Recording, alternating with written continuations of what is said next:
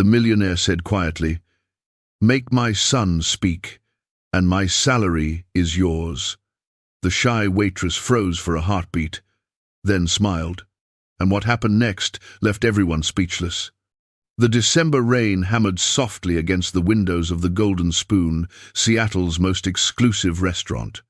As Ethan Grant stepped through the mahogany doors, his son Noah was clutched gently against his chest.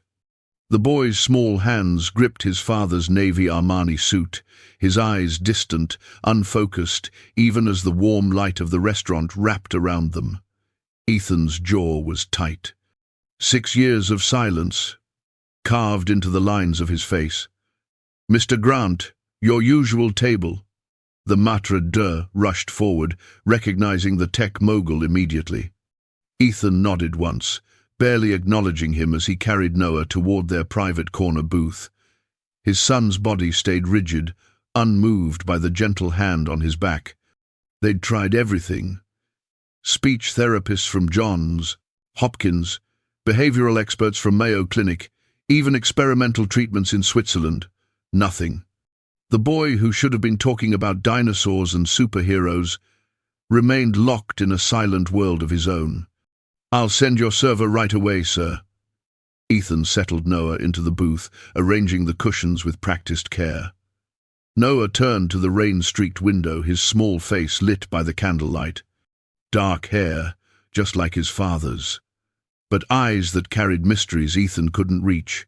He had built a billion-dollar empire solving impossible problems. Yet his own son remained the one riddle he could never solve. "It's okay, buddy," Ethan whispered softly. "We'll just have a nice dinner. You and me."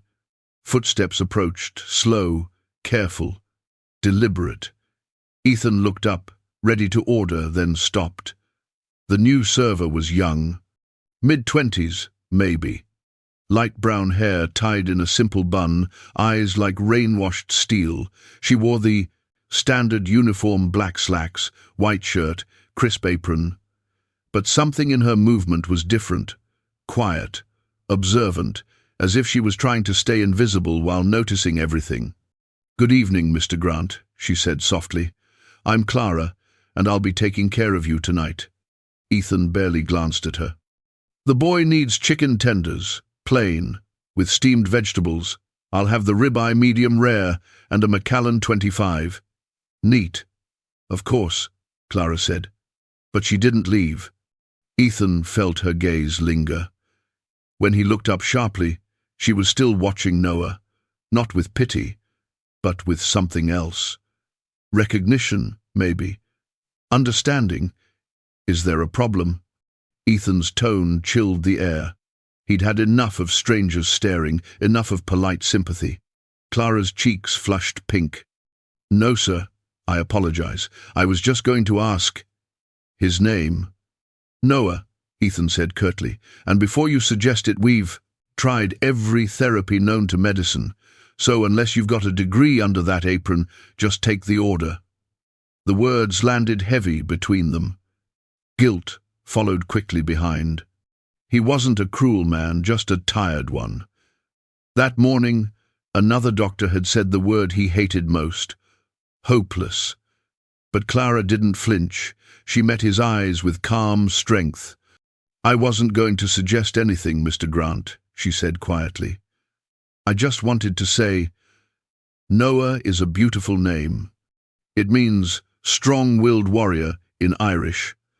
Something shifted inside Ethan's chest. He'd chosen the name himself, hoping his son would grow into it. Before he could reply, Clara did something unexpected.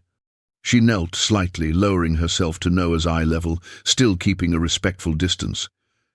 "Hello, Noah," she whispered. "I hope you enjoy your dinner tonight." For one fragile second, Noah turned. His eyes met hers. Ethan froze. His son never looked at. Strangers, never.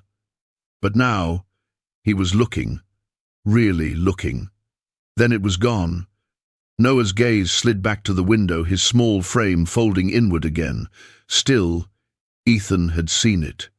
A flicker of connection, so brief it could have been imagined. Clara rose, expression calm, professional, but in her eyes there was sadness, or maybe knowing. "I'll place your order right away, Mr. Grant." She turned to leave. "Wait." Clara stopped, looked back. Ethan's fingers drummed on the table.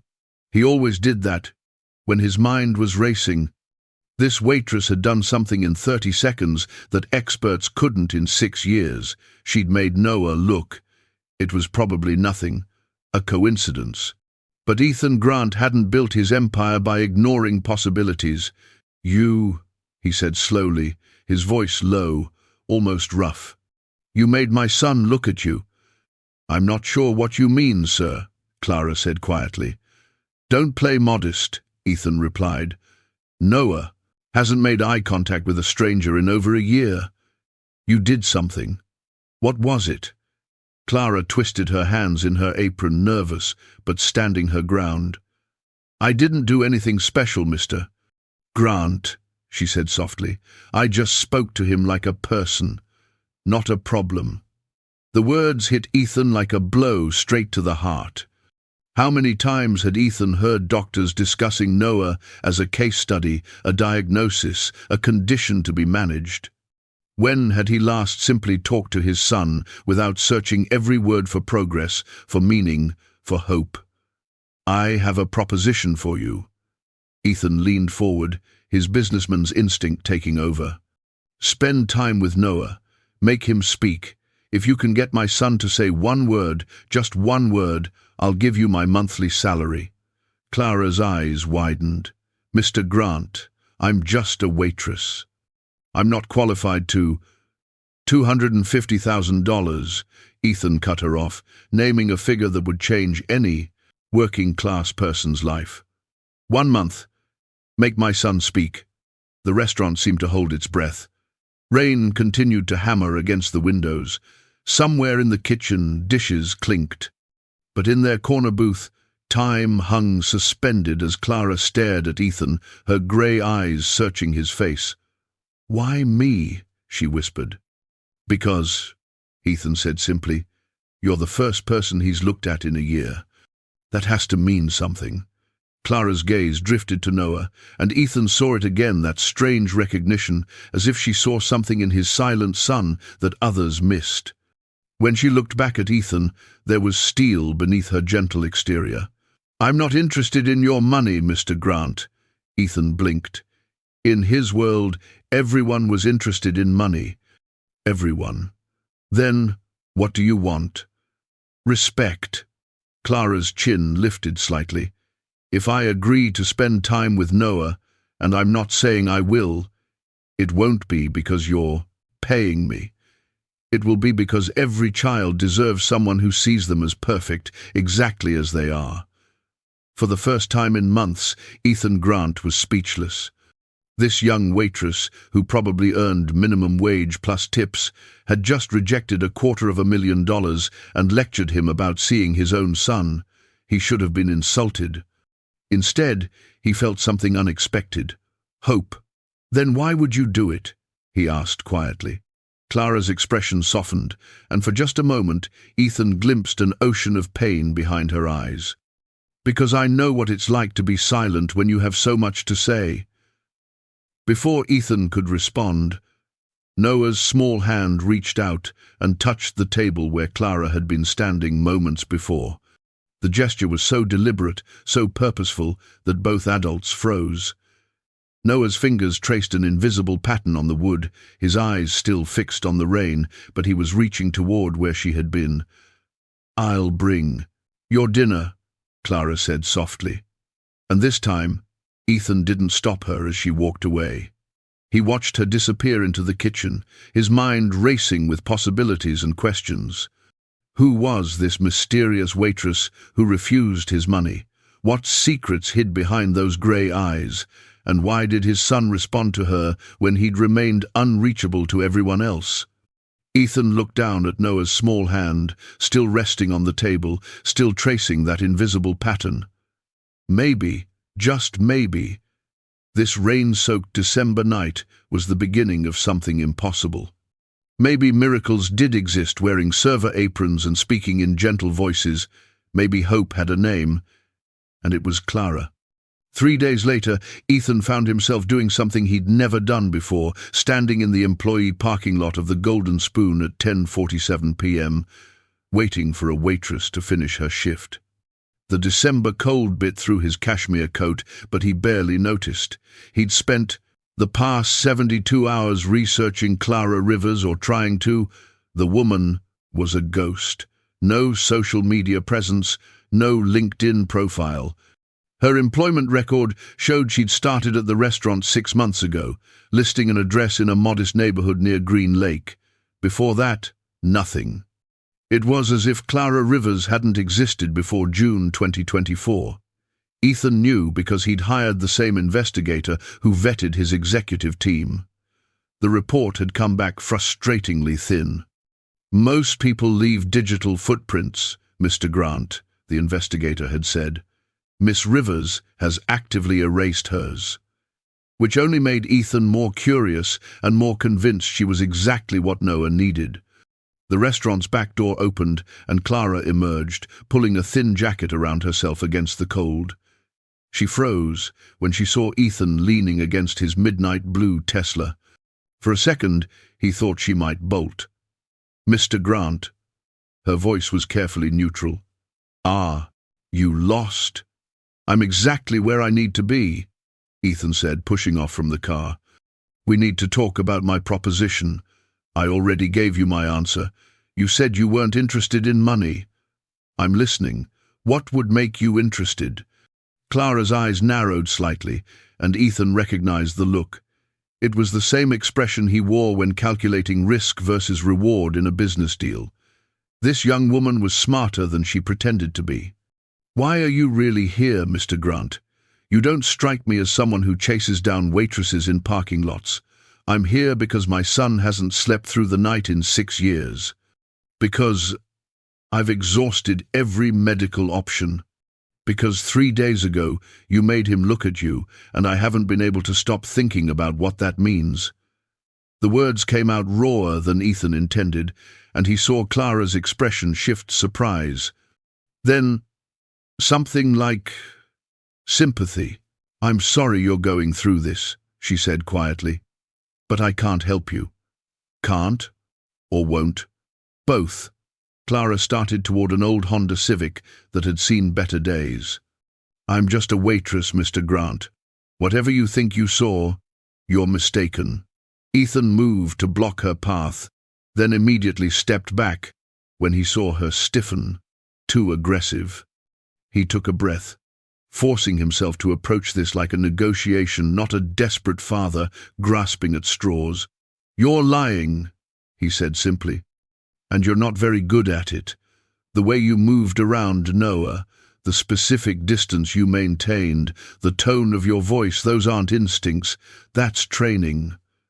Clara's hands clenched at her sides. "You don't know anything about me."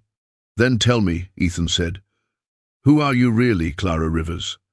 For a long moment, she said nothing. Rain began to fall again, light and cold, but neither of them moved. Ethan watched emotions flicker across her face. Fear, anger, longing, pain. Whatever she was hiding, it was eating her alive. "I used to be someone," Clara finally said, her voice barely audible above the rain.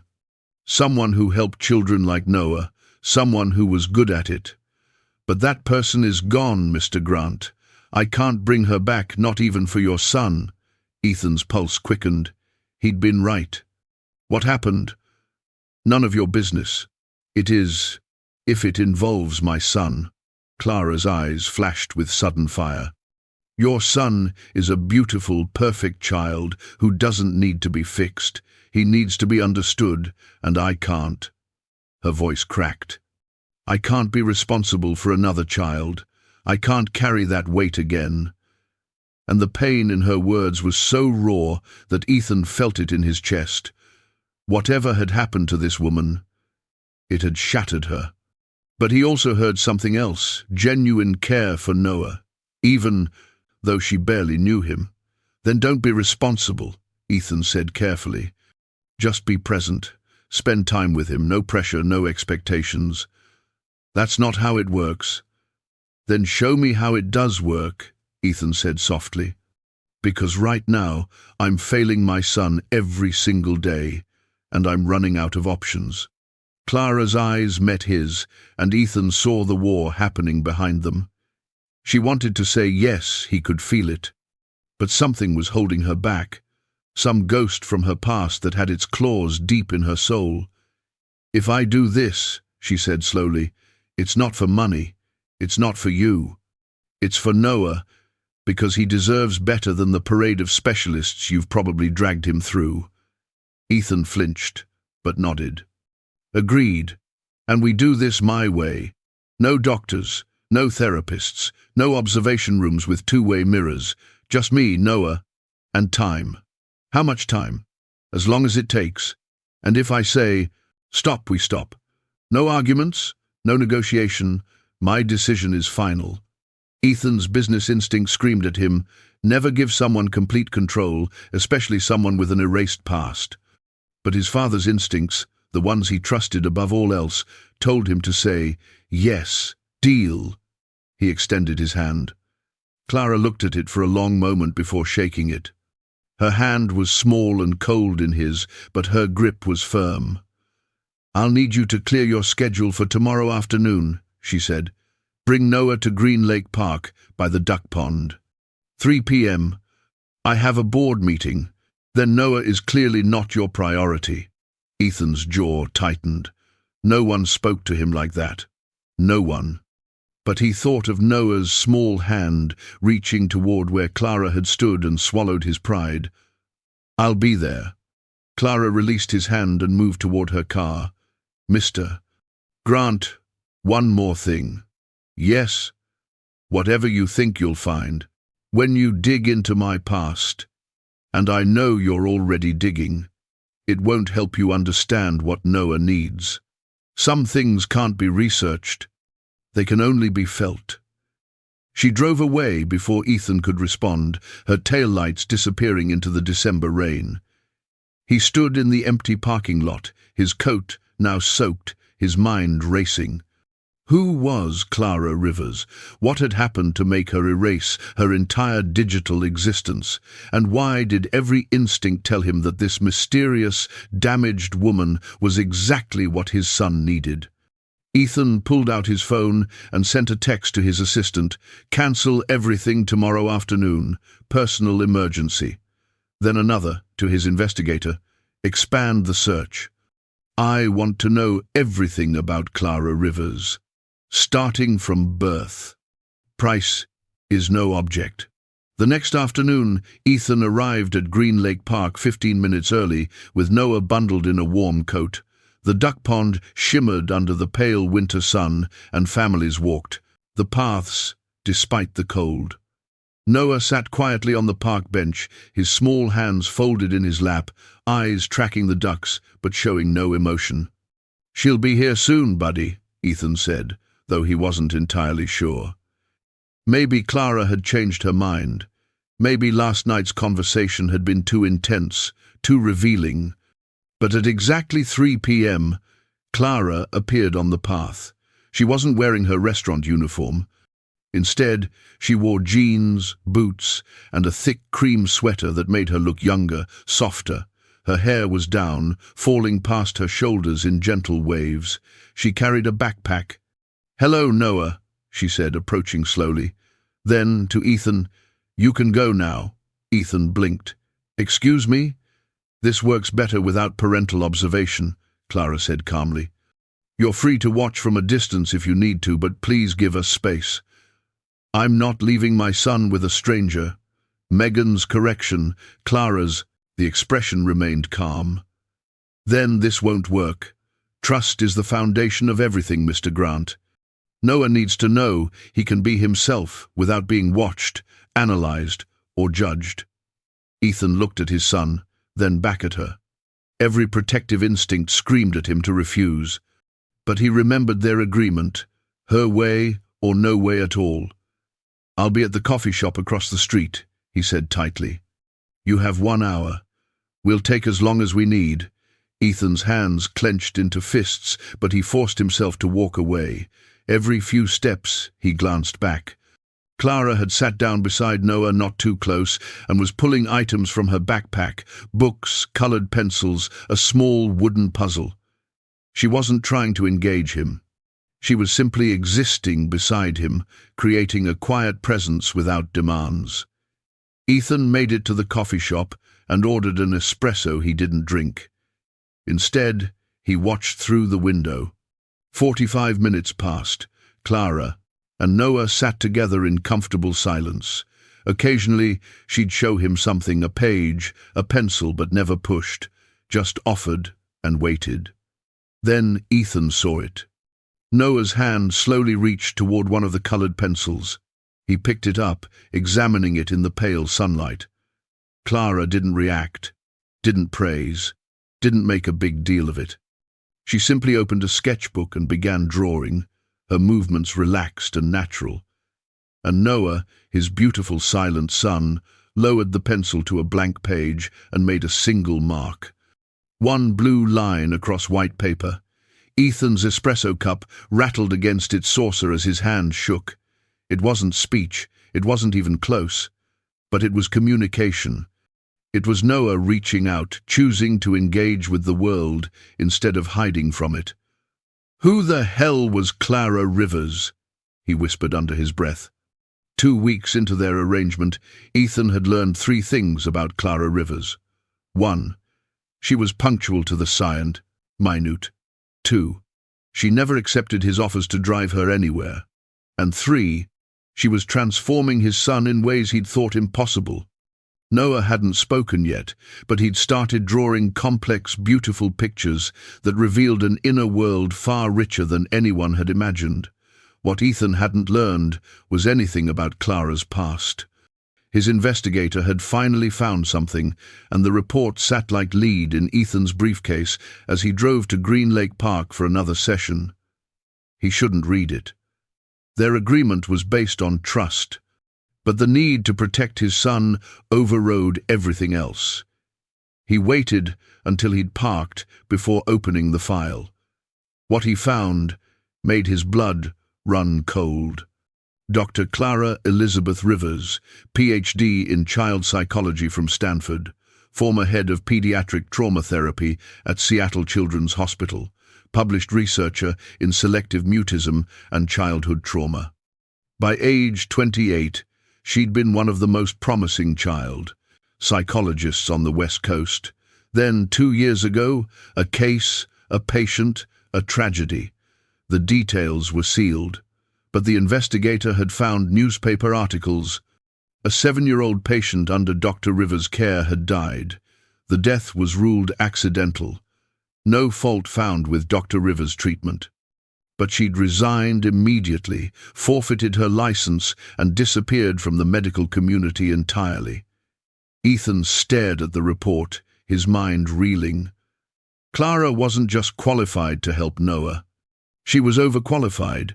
She'd been brilliant, and something had broken her so completely that she'd erased her entire professional existence. "Mr. Grant." Ethan's head snapped up. Clara stood beside his car window, her expression puzzled. "Are you coming? Noah's waiting." Ethan quickly closed the file, but not before Clara's eyes caught the Stanford logo on the letterhead. Her face went white. "You investigated me."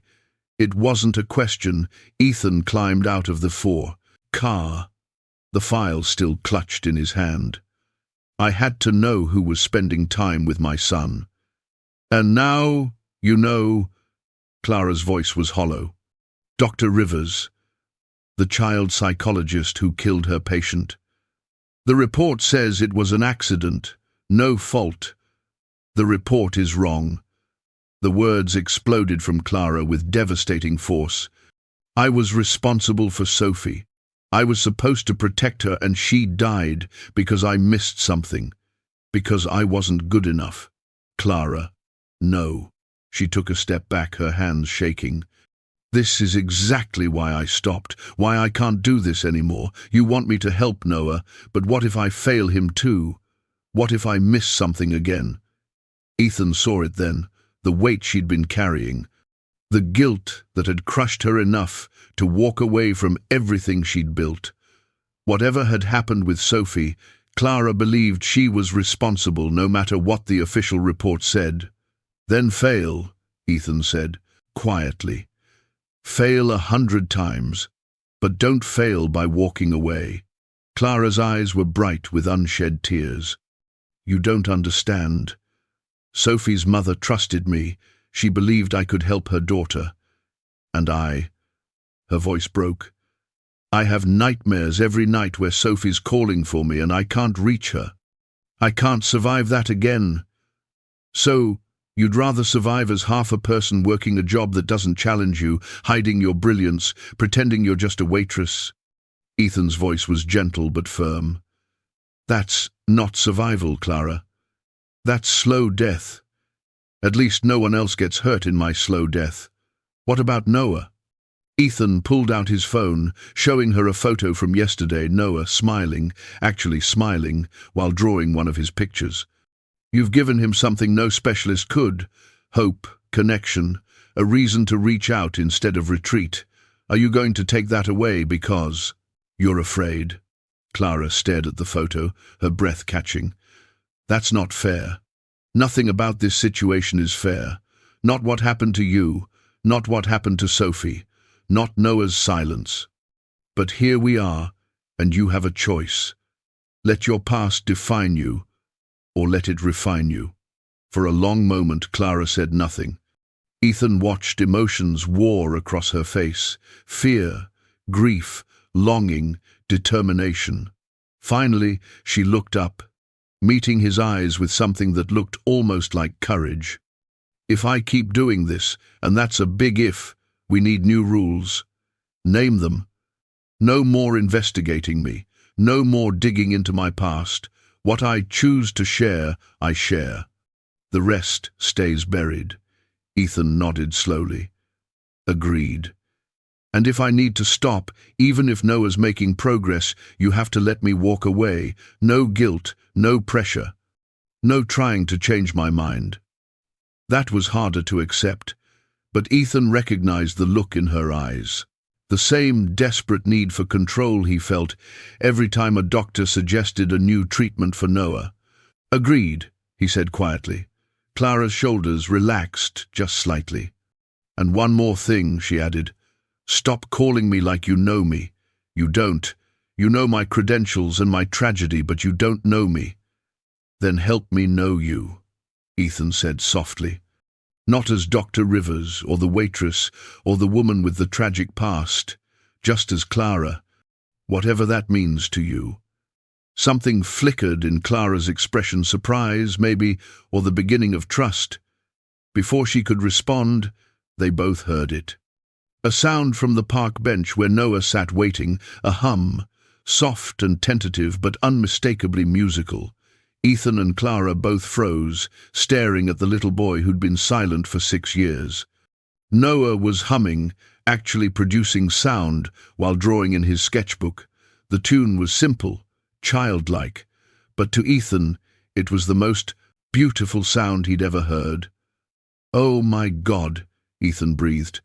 But Clara moved quickly, grabbing his arm before he could rush forward. "Don't," she warned. "Don't make a big deal of it. Just let him be. Let him discover his voice at his own pace." It took every ounce of Ethan's control, but he stayed still. He watched his son hum that simple melody, watched Clara slowly approach and sit beside him without comment, watched her pick up her own pencil and draw as if nothing miraculous was happening. But it was miraculous. After 6 years of silence, his son was making sounds. And it was all because of a broken woman who'd tried to run from her gifts but couldn't escape who she truly was.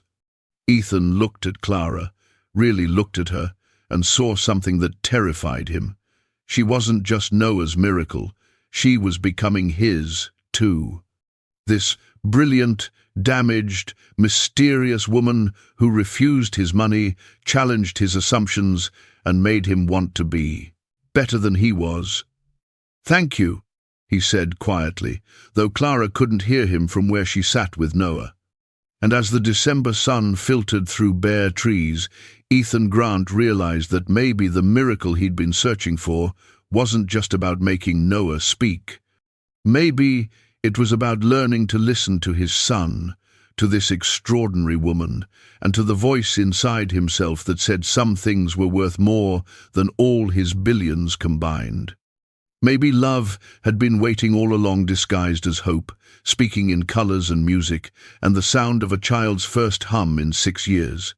Maybe miracles did exist, and maybe they were just beginning. Christmas Eve arrived with unexpected snow.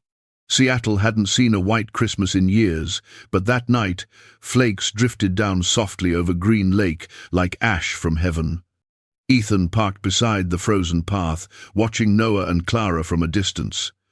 The boy was bundled in a red coat, his cheeks pink from the cold. He was laughing silent at first, then an actual laugh slipped out, and Ethan's chest clenched. The sound was high and pure, and so full of life that he had to bite the inside of his cheek not to cry. Clara stood nearby, tossing snow into the air. Her hair caught the flakes like silver dust, and for the first time since he'd met her, she looked almost happy. "Dad, look!" Ethan froze. He wasn't sure he'd heard it right. Noah had turned, eyes bright, pointing toward the lake. He'd said it the word Ethan had been waiting 6 years to hear. "Dad." It came out soft, rough around the edges, but it was real. Ethan dropped to his knees in the snow. Noah ran toward him, and Ethan caught him, holding his small, shaking body, laughing and crying at the same time. "You did it, buddy," he whispered against Noah's hair. "You found your voice." When Ethan looked up, Clara was standing a few feet away, her eyes shining with tears she didn't bother to hide. He mouthed, "Thank you." She shook her head slowly, mouthing back, "No, thank him." 2 weeks later, Ethan invited Clara to his family's annual charity gala. She refused 3 times. He asked a 4th. She said yes only because Noah had begged her to come. The Grant Foundation Gala was a grand, glittering affair, filled with politicians, investors, and socialites. Crystal chandeliers cast a golden glow over hundreds of guests. Music played softly beneath the hum of conversation. Ethan arrived with Noah in his arms. Clara followed behind, looking breathtaking in a simple navy dress that matched his suit. She'd tried to stay invisible, but the moment she entered the ballroom, all eyes turned toward her. "Ethan Grant!" A familiar voice boomed across the room. Ethan turned to see Marcus Lynn, one of his board members, approaching. "Didn't expect to see you here with company," Marcus said with a teasing grin. "And who's this lovely—" "Clara Rivers," Ethan interrupted smoothly. "She's a friend, and the reason my son is speaking again." Marcus blinked, clearly unsure whether to treat that as literal or metaphorical. He recovered with a polite smile and shook Clara's hand. "Then, Miss Rivers, you're a miracle worker." "Just lucky," she said quietly. Across the room, another voice spoke colder, older, sharper. "Lucky," echoed Evelyn Grant, her diamond necklace catching the light as she approached. Her tone made the word sound like an insult. Ethan straightened automatically. "Mother." "Ethan." Evelyn's gaze swept over Clara like a scanner. "A waitress, isn't she? From that restaurant you're so fond of?" The air between them tightened. Ethan saw Clara's hands clasped behind her back, calm, composed. "Yes," she said softly, "I'm a waitress at the Golden Spoon." The murmurs rippled instantly through nearby guests. A few covered their surprise with forced smiles. Evelyn's perfectly painted mouth curved. "How admirable! We do so value humility in our family." Ethan's jaw clenched. "Enough, Mother." But before he could say more, a small tug at his pant leg made him look down.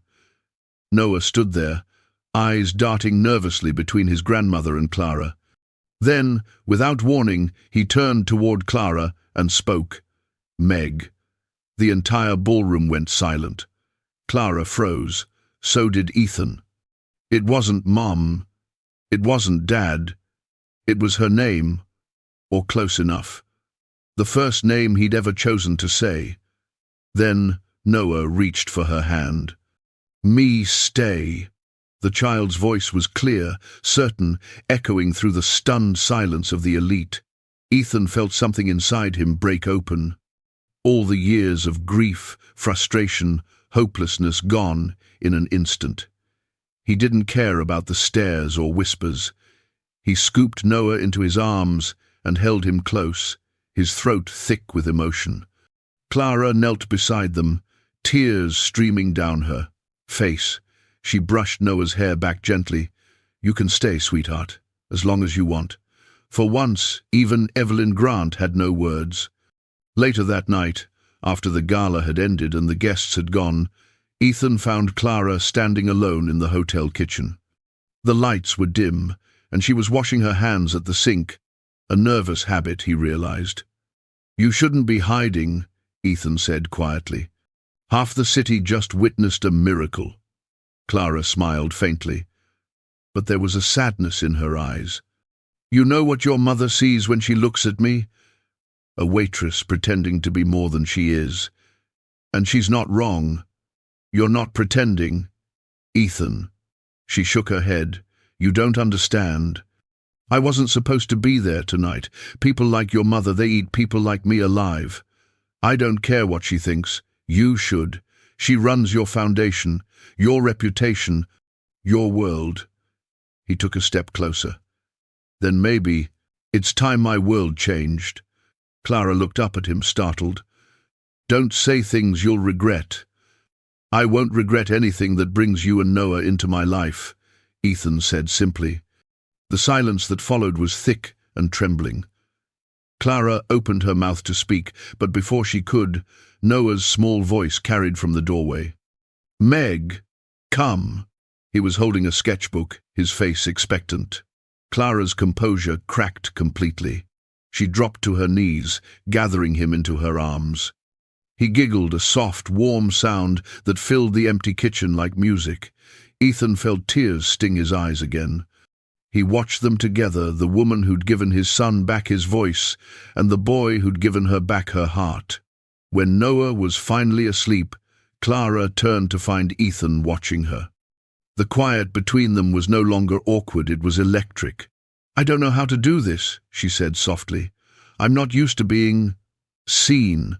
Ethan stepped closer, his voice low and steady. "Then let me be the first to really see you, Clara." For a moment she didn't breathe. Then she whispered, "You're getting too close, Ethan." "I know." But neither of them stepped back. That night, while the snow kept falling outside, two people who had lost everything stood together in the stillness of a kitchen, connected by the fragile miracle of a child's first word.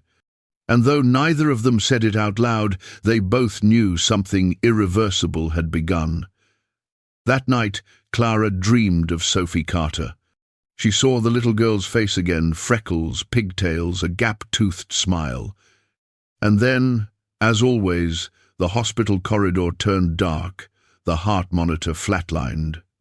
The mother's scream echoed through the sterile air. Clara tried to reach her, but her legs wouldn't move. When she woke, her pillow was damp. She sat in the darkness for a long time, listening to the quiet hum of the city beyond her. Window. The dream had faded, but the guilt hadn't. Over the next few weeks, Noah blossomed. He started humming regularly, then forming sounds, fragments of words. Sometimes duck, sometimes snow, sometimes Meg, spoken like a prayer. Ethan watched in awe. Every tiny sound was a victory, a sunrise after years of night. He'd begun to look forward to Clara's visits more than he cared to admit. There was something grounding about her presence, the way she spoke softly, moved deliberately, listened more than she talked. She made the chaos of his life feel still.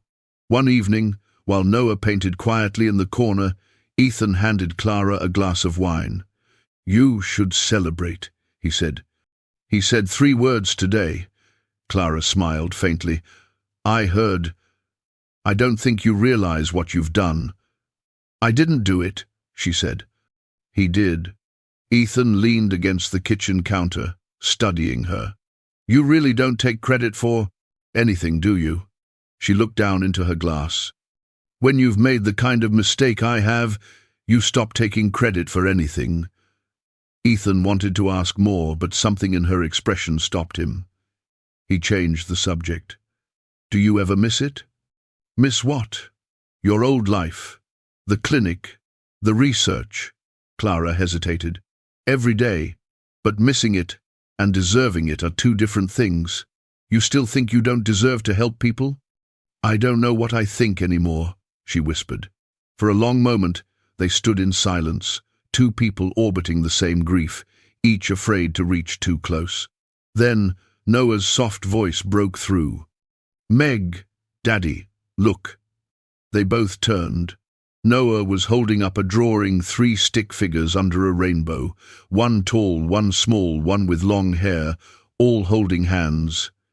Ethan swallowed hard. "What's that, buddy?" Noah pointed. "Me, Meg, Dad." Clara covered her mouth, tears springing instantly to her eyes. Ethan blinked, unable to speak. The boy had just drawn their family, not his old one, the new one. Clara knelt beside Noah, her voice trembling. "It's beautiful." Noah grinned a real grin, full of joy and life. Ethan's heart felt too big for his chest. He looked at Clara. She was still staring at the drawing, as if afraid to believe it was real.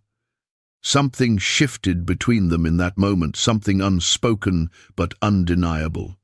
Later that night, after Noah had gone to bed, Ethan found Clara standing by the window, looking out at the falling snow. "I owe you everything," he said quietly. "You don't owe me anything. I owe you my son's laughter." Clara turned, her eyes shining. "And what about your own?" Ethan blinked. "What do you mean?" "When was the last time you laughed, Ethan?" He tried to answer but couldn't. Clara smiled sadly. "That's what Noah sees in you, you know. He doesn't need perfection. He needs someone who keeps showing up." Ethan stepped closer. "So do you." Clara's breath caught. "Don't do this." "Do what?" "Make me believe I could have a life again." "You already do," he said softly. "It's right here." She shook her head, tears spilling down her cheeks. "I can't." "Why not?" "Because every time I start to feel happy, I see her face." "Sophie's?" "Yes." Ethan hesitated, then asked the question that had been haunting him since he'd read the report. "What really happened, Clara?" She closed her eyes. "The truth?" "Yes. She was 7. Bright, funny, too mature for her age. She'd been through hell at home, an abusive father, a mother who couldn't protect her. I worked with her for 6 months. She was doing better, smiling again, drawing again." Clara's voice trembled. "And then one day, she didn't show up for her appointment. Her mother called, that night screaming. Sophie had locked herself in her room. I told her to give the child space, to let her calm down before forcing the door. She paused, her throat tight. When they finally went in, Sophie had taken her mother's sleeping pills. The words came out flat, hollow. She was gone before the ambulance arrived. I told her mother to wait, and because of that Sophie died. Tears slid down her cheeks, unchecked. I replay that night every single day. I hear her mother's scream, I see that door, and I know I made the wrong call." Ethan swallowed hard. "No one could have known. I should have. Clara, you can't. I was her doctor." Her voice. "She trusted me." Her voice broke completely. "I failed her, Ethan." He took a step forward, but she turned away, shoulders shaking.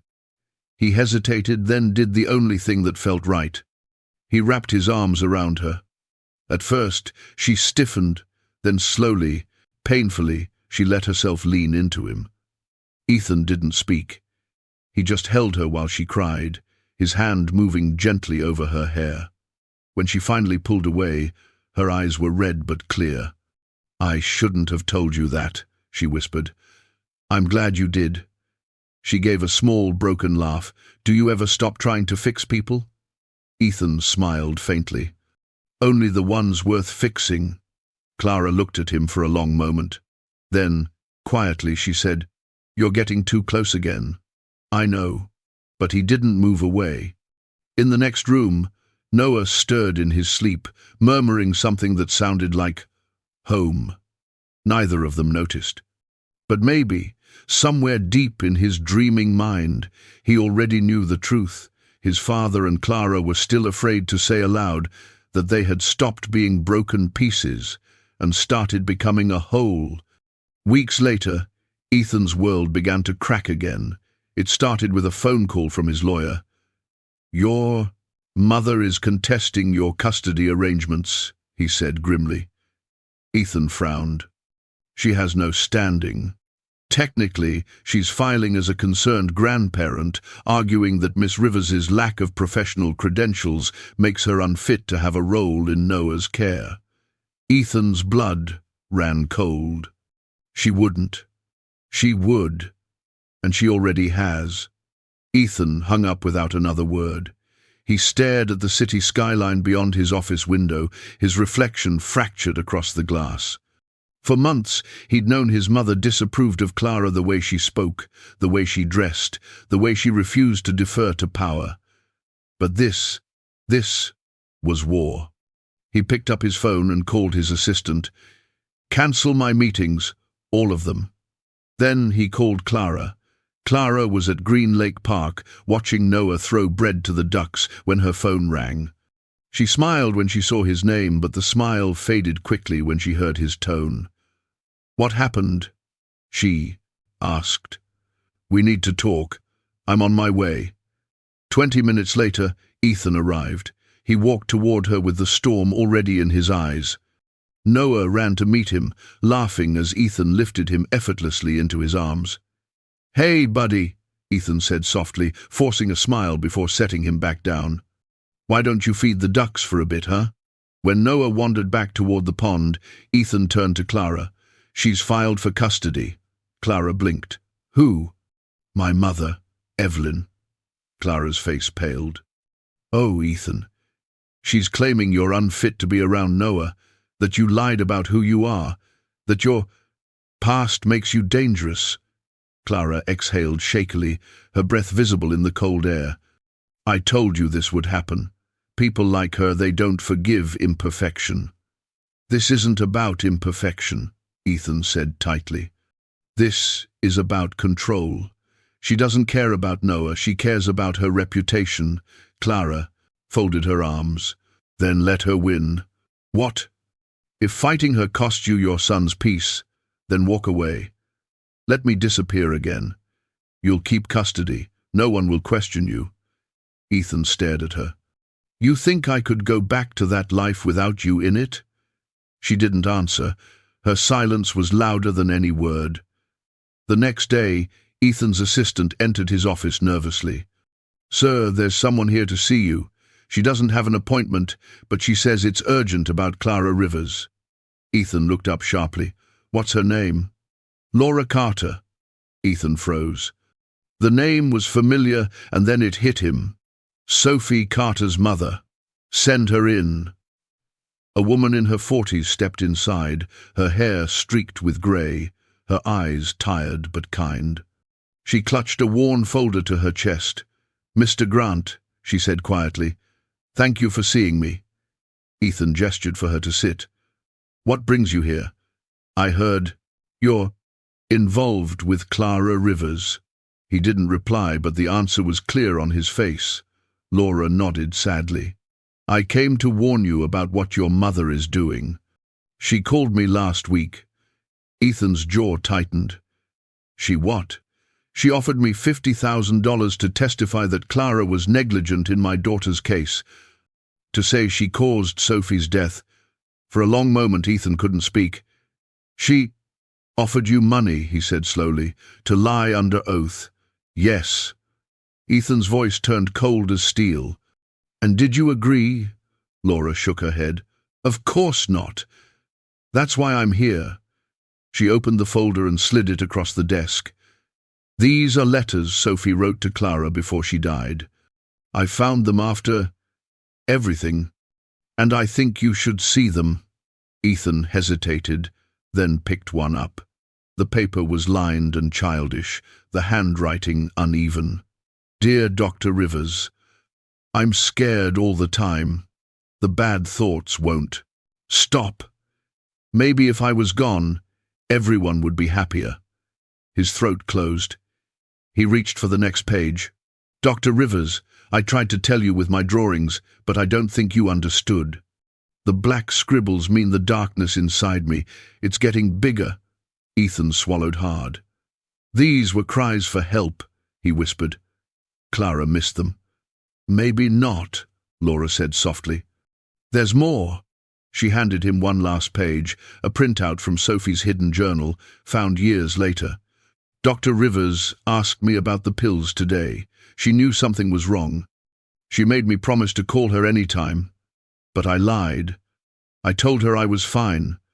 I didn't want her to tell Mum. Laura's voice broke. She did know, Mr. Grant. She asked all the right questions. She did everything she could. But Sophie lied because she was trying to protect me. Ethan's chest tightened painfully. She's been punishing herself for years for something that wasn't her. To fault. Yes, and your mother wants to use that guilt to destroy her again. Ethan stood abruptly, anger flashing through him like lightning. She won't. I'll make sure of it. Laura rose too. I just wanted you to know the truth. Clara doesn't deserve to lose another family. She hesitated, then added quietly, Your mother called me a necessary sacrifice. Ethan's hands curled into fists. Thank you for telling me. 90 minutes later, Ethan walked into Evelyn Grant's mansion. His mother was sitting in her pristine drawing room, a porcelain cup of tea balanced elegantly in her hand. Ethan, she said coolly, what brings you by? He didn't answer. He dropped the folder onto the table between them. Letters scattered like feathers. What is this? She demanded. The end of your games. Ethan's voice was low, but vibrating with fury. Laura Carter came to see me. She told me everything about the money, the Tekasif lies, and how far you're willing to go to control my life. Evelyn's expression barely shifted. I was protecting you. By bribing a grieving mother.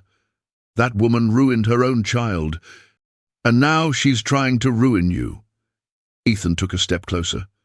No, you are. You tried to weaponize a child's death just to tear Clara away from me and Noah. Ethan, don't. Don't say my name like you still have that right. Evelyn's voice cracked slightly. I only wanted what was best for you. No, you wanted control. And I'm done letting you have it. He reached into his coat and pulled out a set of signed documents. I've already removed you from the Hayes board, effective immediately. If you ever contact Laura Carter, if you file another motion or spread one more rumor about Clara, you will never see me or Noah again. Evelyn stared at him, her composure finally slipping, her eyes filling with disbelief. You wouldn't dare try me. He turned to leave. Behind him, porcelain shattered against marble, but Ethan didn't look back. That evening, he found Clara at Green Lake Park again. Noah was running through the grass, calling out the names of ducks as they waddled by. His voice, small, imperfect, beautiful, filled the air. When Clara saw Ethan, her smile faltered at his serious expression. What happened? She asked quietly. He told her everything about Evelyn, about Laura Carter, about the letters, about the truth. When he finished, Clara stood silently for a long time, her eyes glistening. She knew, Clara whispered. Sophie knew I cared. She just didn't want to make her mother sad. Ethan nodded. You didn't fail her, Clara. You did everything right. You've been carrying guilt that was never yours. Clara covered her face with her hands, sobbing quietly. I destroyed my life over this. Then rebuild it, Ethan said softly. With us, with Noah, with me. She looked up, startled. Ethan. He reached into his pocket, pulled out a small velvet box, and opened it. Inside was a simple silver ring. I know it's fast. I know we're complicated. But I also know that life is short and love is rare. So when you find it, you hold on. Clara shook her head, tears spilling freely now. Ethan, I can't. Yes, you can. He took her trembling hand. Clara Rivers, marry me. Be Noah's mother. Be my partner. Let me spend the rest of my life proving that you deserve happiness. Before she could answer, Noah ran up, beaming. Meg, stay. Meg, stay forever. Clara laughed through her tears. You two are impossible. Ethan smiled softly. Crazy, maybe. But crazy about you. 6 months later, they married in the same park where Clara had first made Noah look at her. It was a small ceremony, only the people who mattered. Laura Carter was there, standing near the back, a bittersweet smile on her face. Even Evelyn Grant came silent, subdued, her eyes wet when Noah walked Clara down the aisle, proudly announcing, My Meg, my new mom. When Ethan kissed his bride beneath the cherry blossoms, Noah between them, he realized that miracles weren't one-time events. They were daily choices to love despite fear, to try despite failure, to believe even when hope feels foolish. Clara had taught him that. His brilliant, broken, beautiful wife, who'd finally let herself shine again. I love you, Ethan whispered. I love you too, she breathed. Both of you, forever. As spring rain began to fall, the Grant family stood together beneath a rainbow, just like in Noah's first drawing. Some stories end in tragedy, but some, the rare, precious ones, end in second chances, and love strong enough to heal even the deepest wounds. This was one of those stories, and it was just beginning. 3 months later, spring arrived in Seattle with cherry blossoms and soft, rain-washed sunlight. Ethan stood by the window of his office, phone pressed to his ear, listening to his lawyer's steady voice. Your mother is arguing, the lawyer said carefully, that Miss Rivers's lack of proper credentials makes her unsuitable for a permanent role in Noah's life. She's threatening custody again? Ethan asked, his voice low and tired. Yes. She's prepared to petition for partial guardianship unless you, quote, come to your senses. Ethan's jaw clenched. He'd known Evelyn Grant wouldn't surrender easily. But using legal channels, again after the peace they'd built was crossing a line, he ended the call without another word. His reflection stared back at him in the glass. The man who once solved every problem with control and logic. Now, he was fighting for love with his heart instead. Sir, his assistant said softly, peeking in, there's someone here to see. You. She says it's urgent. Who? Laura Carter. Ethan blinked. He hadn't seen Sophie's mother since the wedding. Send her in. Laura stepped in, her expression calm, but her hands trembling as she held a folder. Mr. Grant, she said, I needed to see you. It's about your mother. Ethan gestured for her to sit. What happened? Laura drew a slow breath. She reached out to me again, offered me more money, $50,000. She wanted me to testify in court that Clara was negligent in Sophie's death. Ethan's face hardened instantly. She what? Laura nodded.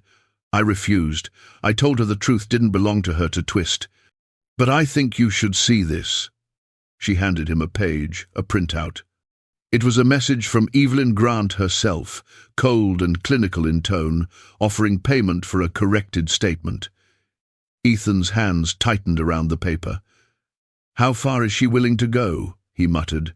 As far as she can, Laura said quietly. But I also brought this. She placed another document on his desk, a letter Sophie had written to Clara the week before she died. Dear Dr. Rivers, I tried to be brave, like you said. But sometimes, brave feels like lying. Please don't be mad if I can't talk yet. I just don't want Mummy to cry anymore. Laura's eyes glistened. She didn't fail Sophie, Mr. Grant. She saved her, in every way she could. Sophie loved her. You have to stop your mother before she destroys Clara completely. Ethan rose, anger simmering low and focused. I already have, he said. Thank you, Laura. Truly. That night, Ethan drove through the rain to his mother's mansion in Laurelhurst. He didn't knock, he walked straight in. Evelyn sat by the fireplace, a crystal glass of wine in her hand, still elegant, still in control, at least on the surface. Ethan, she said coolly. What a surprise.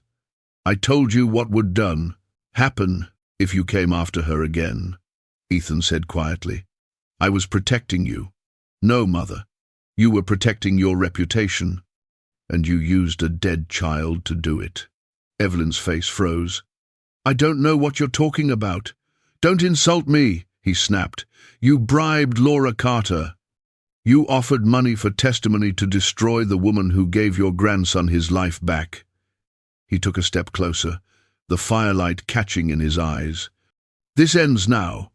Evelyn stood, trying to summon her old authority. You can't talk to me like that. I just did. His voice was calm, but each word landed like stone.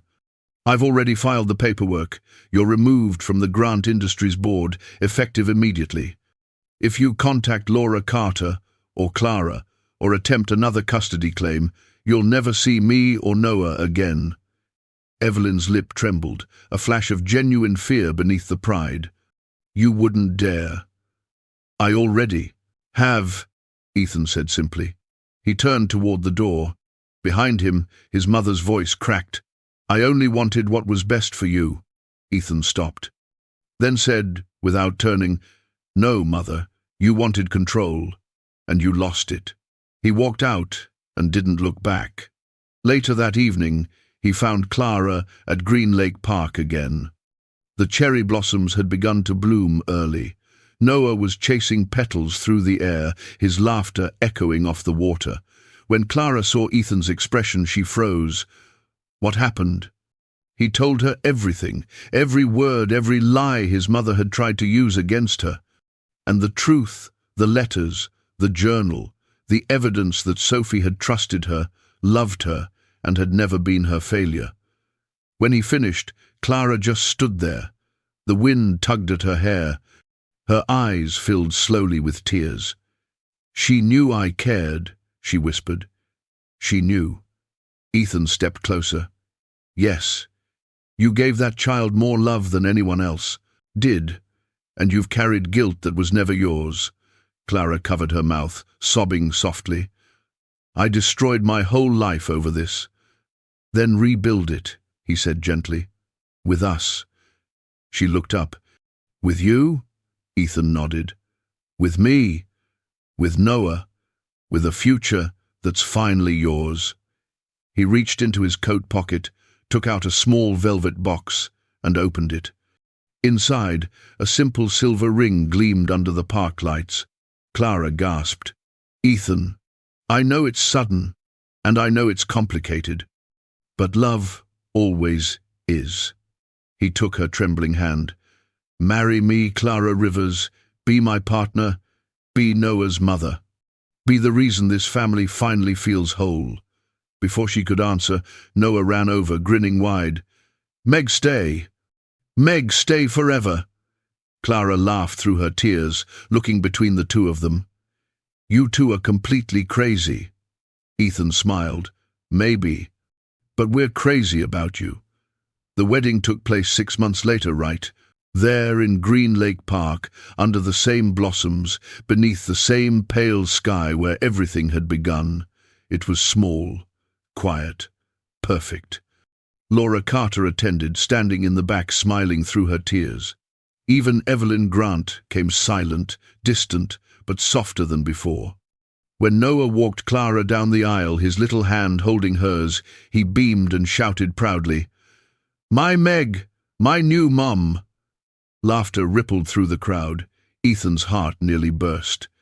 When he kissed his bride, the cherry petals swirled around them like snow in sunlight. He realized then that miracles weren't just moments, they were choices, daily acts of faith, of love, of courage. Clara had taught him that, his brilliant, broken, beautiful wife, who'd finally stopped hiding and let herself shine again. "I love you," Ethan whispered. Clara smiled through her tears. "I love you too," she said softly. "Both of you. Forever." And as the spring rain began to fall, the Grant family stood together beneath a rainbow, just like in Noah's first drawing. Some stories end in tragedy, but some, the rare, precious ones, end in healing and hope and love that refuses to die. This was one of those stories, and for Ethan, Clara, and Noah, it was only the beginning. 1 year later, the sound of laughter drifted through the house, warm, genuine, alive. Ethan leaned in the doorway, watching Clara chase Noah around the living room, pretending to lose on purpose. The boy shrieked with delight, his words now clear, his voice strong and confident. When Clara finally caught him, she scooped him into her arms, breathless and smiling. Noah wrapped his small arms around her neck. "Love you, Mommy." Clara froze just for a heartbeat, then pulled him close, burying her face against his hair. "I love you too, sweetheart." Ethan's chest tightened. He had heard 1,000 beautiful sounds in his life, but none like that, the sound of his son saying, "Mommy." Later that evening, the three of them sat on the porch, watching the sky fade from pink to gold to indigo. Ethan had an arm around Clara's shoulders, her head resting lightly against him. Noah sat cross-legged on the steps, a sketchbook open in his lap. He was drawing again, this time not with black lines or shadows, but with bright colors. "What's that one?" Ethan asked. Noah grinned. "It's us." Ethan leaned forward. The page showed 3 figures taller now, smiling beneath a rainbow arcing over their heads. Clara laughed softly. "You're getting better every day. Meg, teach me," Noah said proudly. Ethan smiled. "I think we're both still learning from her." Clara blushed, nudging him gently. "Flattery doesn't work after dinner." "Good thing it's the truth," he replied. Inside the house, the fireplace crackled softly. On the mantel stood a framed photo their wedding day, Ethan and Clara holding hands, Noah between them, all three smiling. Beside it was another frame, a drawing. Sophie Carter's last sketch, rescued from Clara's old apartment. It showed a sun rising over a hill, with the words written in crayon beneath it. "Don't stop looking for the light." Clara glanced at it, often not out of pain anymore, but gratitude. She had learned to forgive herself, and in that forgiveness she'd found peace. That night, after Noah had fallen asleep, Ethan and Clara sat by the fire in comfortable silence. The flames flickered, casting gold across their faces. Ethan reached for her hand. "You ever think about how far we've come?" "All the time," she said quietly. "When I met you, you were this quiet waitress with a secret, and I was, well, a billionaire who thought money could fix anything." Clara smiled faintly. "And now, he said, squeezing her hand, "I know that the most valuable things in life don't come with a price tag." She looked up at him, her eyes soft, steady, no longer afraid. "Do you ever miss the old world?" she asked. "The company, the noise, the chaos?" Ethan shook his head. "I have everything I need right here." He kissed her forehead gently. "You, him, and peace." Clara smiled.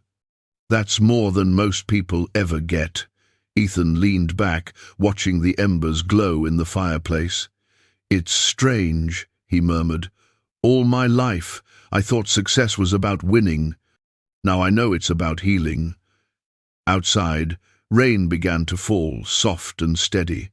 The sound mingled with the heartbeat of the home, the warmth, the laughter, the quiet breathing of a sleeping child. Ethan closed his eyes, feeling the rhythm of it all. A family, a future, a miracle built not from wealth, but from love. He whispered softly into the quiet, as if the night itself were listening. "Thank you." Clara turned her head. "For what?" "For you," he said, simply. "For finding us in the dark." She smiled, resting her hand over his. "And for never giving up." They sat like that, two souls once broken, now whole again, listening to the rain. Upstairs, Noah stirred in his sleep, his small voice whispering something only half-formed.